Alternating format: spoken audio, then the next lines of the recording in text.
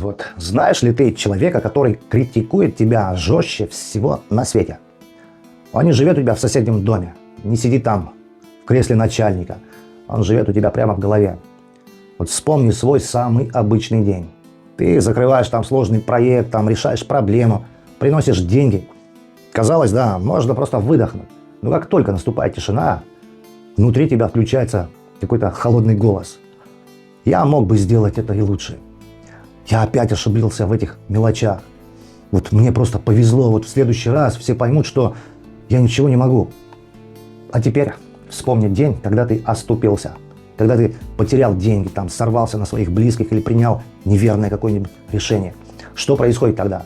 Этот голос превращается, знаешь, в какой-то механизм. Он не просто указывает на твою ошибку, он просто уничтожает твою личность.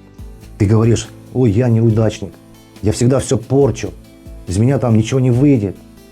Этот голос звучит у тебя в голове. Да, ты его не афишируешь, но он говорит у тебя в голове. Вот ни один твой конкурент, ни один злейший враг не сказал бы тебе тех жестоких слов, которые ты говоришь сам себе в своей голове, но не выдаешь это наружу. Знаешь, как он называется? Твой внутренний диктатор. Давай разберем, почему в твоей собственной голове круглосуточно работает вот этот механизм. Давай посмотрим правде в глаза. Вот представь, что твой лучший друг пришел к тебе вот в каком-то разбитом состоянии. У него там проблемы на работе, или от него ушла жена, или он там совершил какую-либо глупость. Вот что ты ему скажешь? Ты скажешь: брат, держись, все ошибаются, мы это вытянем, это просто опыт, ты станешь сильнее. Ты там нальешь ему выпить, похлопаешь по плечу и дашь ему право на эту ошибку, потому что он живой человек. А теперь представь, что ту же самую ошибку совершаешь ты.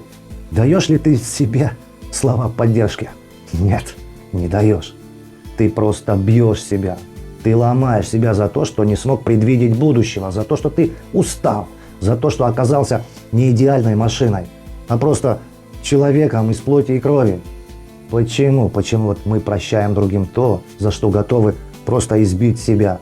Потому что нам внушили одну грандиозную ложь. Знаешь, какую?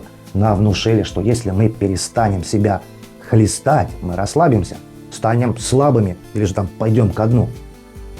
Вот этот внутренний диктатор, он питается твоим страхом. Ты думаешь, что его критика – это твоя мотивация? Ты думаешь, если я не буду держать себя там в ежовых каких-то рукавицах, я ничего не добьюсь? Ну давай посмотрим, как это работает по законам физики. Вот представь себе тяжелый, огромный судовой двигатель. Двигатель может там работать на красных оборотах, он может там выдавать гигантскую мощность под критическим давлением. Но если ты заставишь его работать в красной зоне годами, без технического обслуживания, без смазки, без технического осмотра, под постоянным перегрузом, знаешь, что произойдет? Произойдет усталость этого металла. Внешне блок цилиндра будет казаться целым. Там тяжелая, там непробиваемая сталь. Но внутри, на молекулярном уровне, начнут расти микротрещины. А потом в один самый вот обычный день от легкой какой-то нагрузки этот двигатель просто разорвет на куски. Твоя психика – это такой же механизм. Когда ты годами гонишь себя вперед через чувство вины или же самобичевания, ты просто работаешь на износ. Твоя мотивация, построенная на ненависти к своим недостаткам, сжигает твою жизненную силу. Да, ты достигаешь целей, ты зарабатываешь статус, но внутри тебя абсолютно какая-то выжженная пустыня. И однажды ты просыпаешься и понимаешь, что просто не можешь встать с кровати. Не потому что ты ленивый, а потому что твой металл твоего организма, он просто устал. Вот, остановись и прислушайся к этому диктатору. Обрати внимание на интонацию, на слова, которые он использует. Правда в том, что ты с этим голосом не родился. Вот ребенок, который учится ходить и падает вот 100 раз на день, он не говорит себе: я там плохой мальчик или девочка, я никогда не смогу научиться ходить. Он просто встает и делает новый шаг. Но у тебя в голове это голос, он чужой. Это как старая запись. Запись как старого строгого отца или вечно недовольной матери. или первого жесткого там жестокого начальника, или же системы, которая требовала от тебя быть винтиком без права на сбой. Вот когда-то давно, чтобы выжить в этой среде, чтобы тебя не наказали, ты решил: я буду наказывать себя сам, я буду бить себя первым до того, как это сделают они. Так будет безопаснее. Ты это проглотил, ты встроил его в свою панель управления, вот этот голос. Знаешь, вот тех людей давно нет рядом, у них больше нет власти над тобой, но их алгоритм до сих пор работает в твоей голове. И он бьет тебя по рукам за каждую неидеальность. Вот как отключить этот голос, этого диктатора? Вот еще ты не сможешь с ним спорить, потому что логика здесь не работает. Если ты начинаешь доказывать ему, что ты молодец, он найдет 1000 аргументов против. Единственный способ остановить этот механизм – это лишить его энергии. Вот в следующий раз, когда ты совершишь ошибку, когда потеряешь там деньги или не оправдаешь чьих-то ожиданий, и внутри начнется знакомый какой-то монолог.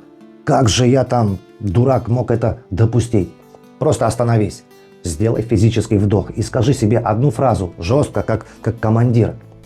Я имею право на эту ошибку, потому что я не машина, я живой человек. Я принимал решение, исходя из этой информации, которая у меня была на тот момент. Я сделал все, что мог. А теперь я беру опыт из этой ситуации, и мы все равно идем дальше. Перестань оправдываться перед самим собой. Знаешь, в чем заключается истинная взрослость? Не в том, чтобы никогда не падать, и не в том, чтобы заработать все деньги мира. Взрослая жизнь начинается в тот момент, когда ты становишься на свою собственную сторону, тотально, без каких-либо условий. Когда весь мир может быть против тебя, когда экономика там летит в пропасть, когда близкие отворачиваются, ты подходишь к зеркалу, смотришь в свои уставшие глаза и говоришь: я за тебя, я тебя не брошу, мы с тобой пройдем через это. В этом мире достаточно людей, которые хотят тебя обесценить, использовать тебя, сломать. Так перестань делать их работу за них. Стань своим самым преданным союзником. Сбрось с себя этот груз. Вот сегодня мы научились останавливать механизм саморазрушения.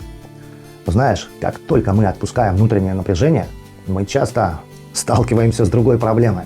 И знаешь, это с людьми из нашего прошлого, которых мы все еще держим, вот, знаешь, хваткой в своей голове. Давай дальше разберем механику расставания.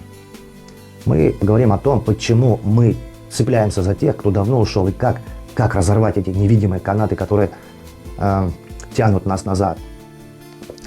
А сейчас, как всегда, в комментариях напишите одну честную фразу. За что ваш внутренний диктатор ломает вас прямо сейчас? За прошлую работу, за прошлый бизнес, за развод, за то, что вы не успели сделать к своим нынешним годам. Озвучьте эту перспективу вслух, напишите ее здесь, а потом мысленно поставьте на ней точку и отпустите. Инженерия смысла без иллюзий – это здесь. Оставайтесь со мной. Вместе мы вытянем любую ситуацию. А теперь улыбнитесь. Жизнь любит тех, кто не сдается. До встречи в следующем видео.